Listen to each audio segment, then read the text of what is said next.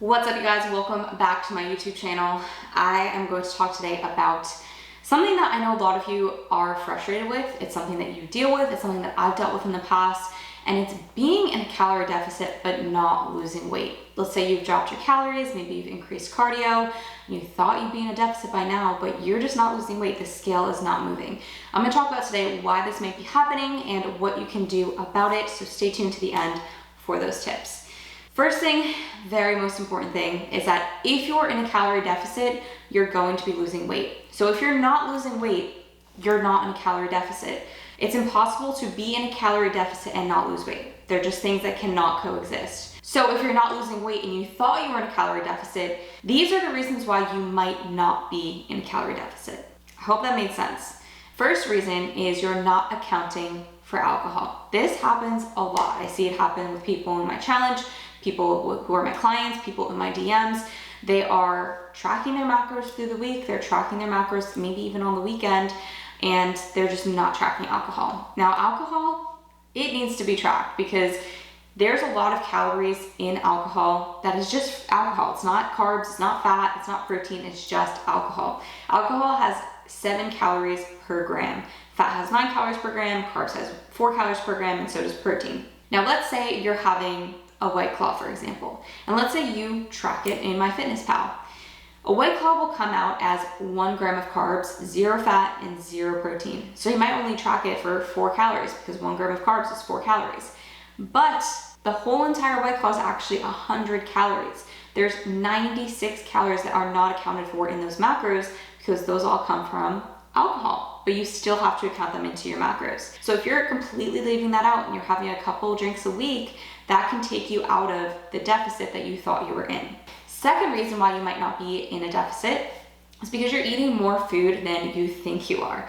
This happens a lot, and there's a couple different ways that this happens. One is you're not tracking everything. So maybe you're having a couple handfuls of things here and there. Maybe you're having like a piece of chocolate through the day. Maybe you're having, coffee twice a day and you're putting cream in it and you're not tracking that. If those things are going untracked, this can add up and lead to you not being in a deficit in the long term. Second way this can happen is maybe you are tracking everything you're eating, but you're guesstimating and you're not weighing out the food.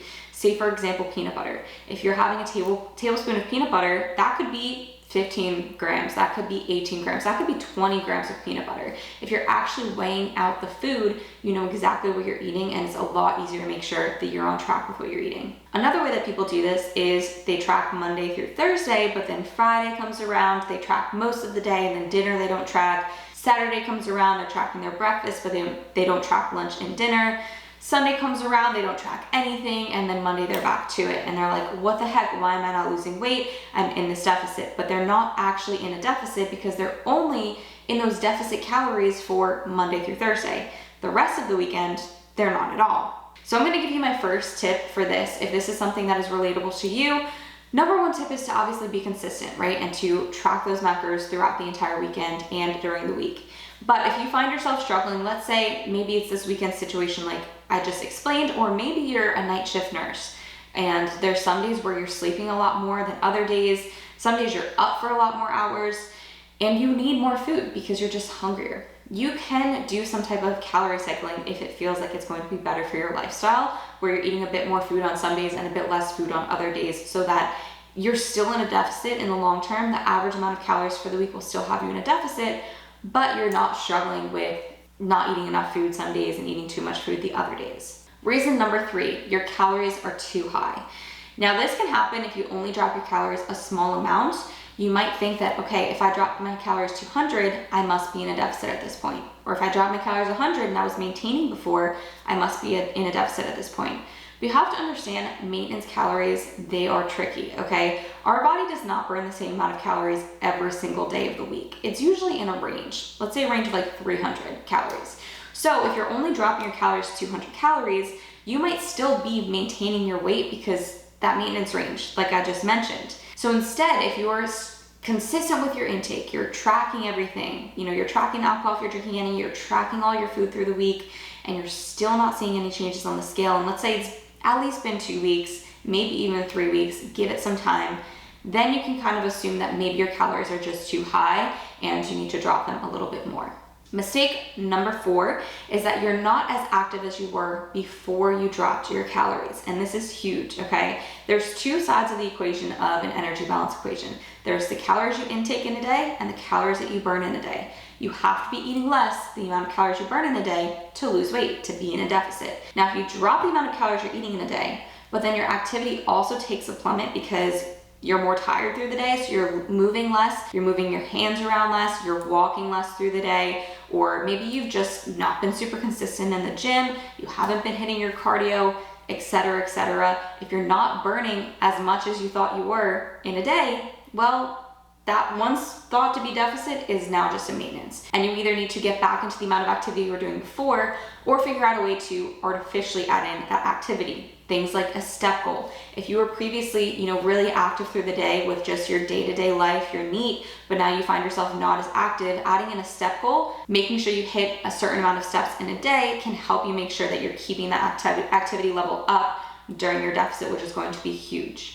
5th and final reason why you might not be losing weight, even though you thought you'd be in a deficit, is because you just hit a plateau. If you were previously losing weight in a deficit, then this is a safe bet for you. If you started out a deficit and you haven't lost any weight yet, then check out the other tips that I said. But if you have been losing weight, we're gonna hit a plateau at some point. Like I said, there's 2 sides of the energy balance equation. There's the calories in and there's the calories out. And those calories out, the amount of calories you burn in a day, as you go through the deficit, will lower and lower and lower for a couple different reasons.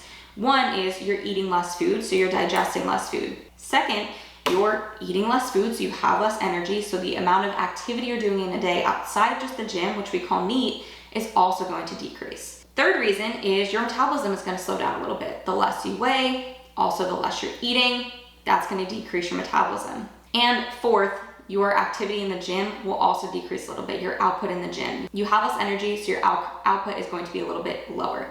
So if you were eating, let's say 1,800 calories and that was a deficit for you, but now you're not losing weight anymore on the 1,800 calories, it's safe to assume that the calories you burn in a day has decreased a little bit to now where you're maintaining at 1,800 calories, and you either need to do a little bit more activity in a day, so you get a little bit past that 1,800 calorie range of the amount you're burning in a day, or decrease your intake a little bit, or a combo of both.